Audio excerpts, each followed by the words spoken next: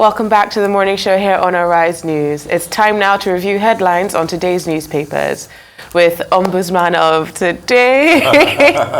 There's only one Ombudsman, is Mr. Kayode Komolafe Kiki. And of course, he'll be back with us every Sunday hopefully from next week. Yes. So we go straight into the last set of newspapers for this year. You know, they are all signed. The imprint says 2023. From tomorrow, they will be reading 2024. And of course, we start with this day, the newspaper of record. And on the window, the story says, the headline says, Plateau killings, Nigeria at war, citizens losing hope. Bishop Kuka tells Tinubu, and the riders, traditional rulers, cancel New Year celebrations over attacks. Senate summons security chiefs. The whole Plateau dastardly, killings and is still on. Everybody is waging in. Senate summoning security chiefs. I hope they are not just going to say the same thing. Are we going to apprehend anybody this time around? Are we going to do something differently, this time around? Yeah. Under that, Nigeria's capital importation drops to $54.65 million in Q3. 31 states fail to attract FDIs. And that was part of what I, raised in our discussion with Chris Nwakobia. Yes. Not looking too good for Q3 of this year. The worst performance in terms of a capital importation in 10 years. Not the sort of news that we want to have. Definitely. At a time of struggle 31 like out of 36 states failed. Not $1 of foreign direct investment. It does not bode well, I would say, for the coming year. But let's just hope that the governors, hopefully, a lot of them are just finding their feet in their new terms after the elections. And most of them have been traveling, looking for investors. But let's give them the benefit. Is that what they were doing when they were traveling? All right, the lead story is the big story. National Assembly passes 2024 appropriation bill of 28.7 trillion, increases Tinubu's proposal by 1.2 trillion. It's a loaded riders. Pegs crude oil benchmark at $77.96 per barrel.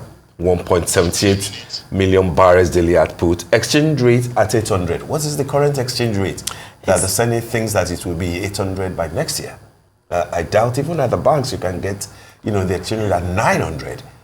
At the parallel market, it's 1,100, 1,200. Yes. So who's giving them this false hope that by next week, dollar would have dropped to 800. The budget, everything from our senators, I think the National Assembly should be absolutely ashamed to even increase the amount that the executive asked for. Yeah. I think the presidency should be ashamed that they've pegged the dollar at 800, that they've even pegged it to this oil benchmark, which in the Renewed Hope manifesto, they said we were not going to do this again. I do not know how they were going to go about it, but they've decided to throw out the plans that they laid out just earlier this year and they campaigned on.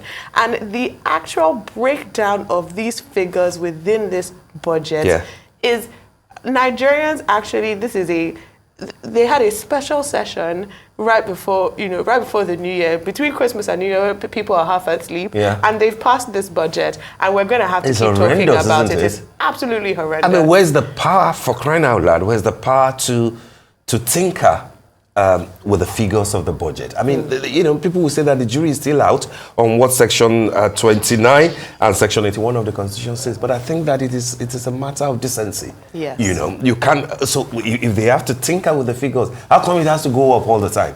Why not say, oh, this is not the time to be spending anyhow, reduce it? No, we don't hear our legislators say that. The same argument goes, of course, for the constituency allowance, constituency project. Of course. Which has no backing of the law.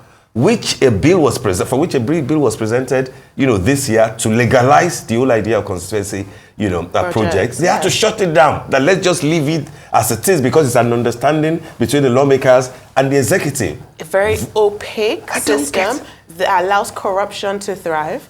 And in this budget that they're increasing, and we've seen some of the budgets that are coming out, a lot of the projects are lined up for some specific lawmakers. Billions of naira going to specific... Isn't there some 5 billion to a top-ranking, officer from agriculture, the budget of the Agri Ministry, and going to somewhere in the South? And that same region is seeing about the billions of naira for deep freezers, 2.5 billion naira to be exact, from the Ministry of Women Affairs. I think we just have to do things differently. This whole budget, big budget of 2024 appropriation it's passing to law now, but I guess we just have to deal with it. The cover picture, is from your special, story, Chimamanda, with Peter Obi and his running mate, Ahmed Dati there. A lovely program from what we've seen of what you've done. But before we leave, I think we're leaving now. Anything of note from the Sunday Telegraph? The Sunday Telegraph is also talking about the budget, debt servicing at 8.27 trillion. And also that the Senate approved the president's 7.3 trillion ways and means request. Except, of course, that this newspaper is saying that there will be an increase in the cover price of the newspaper from the 1st of January. Well, I guess a whole lot of newspapers will have to go through that route. Things are not easy. Yes. Inflation is biting hard, and newspapers will have to respond too. Just like, I'm sure that advertising money prices, even for televisions and radio stations. Well, that is what we have for 2023. It's the 2024 budget, so I'm sure we'll be talking about it next year. Absolutely, and that brings us to the end of the morning show today. Thank you for watching, and we'll see you all next year. I'm Steve Ayorinde. Thank you so much. I'm Adeso Agiwal-Sage, and from our entire team here in Lagos, enjoy the rest of your morning, the rest of your day, the rest of your year. Goodbye.